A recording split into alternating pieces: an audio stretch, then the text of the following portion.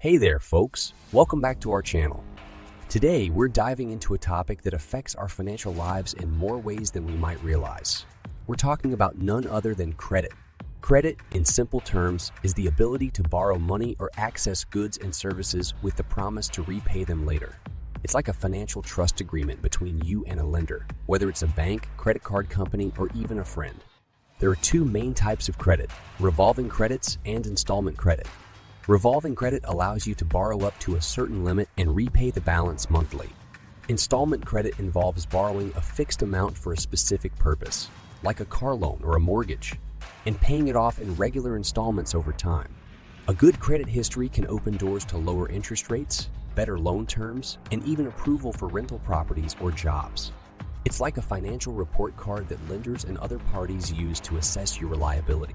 Building credit is a crucial step in your financial journey. To start, you can get a secured credit card or become an authorized user on someone else's card. Make sure to pay your bills on time and keep your credit utilization low. Over time, these responsible actions will help improve your credit score. Your credit score, typically ranging from 300 to 850, reflects your credit worthiness. Factors like payment history, credit utilization, types of credit, and more contribute to this score. The higher the score, the better your financial reputation.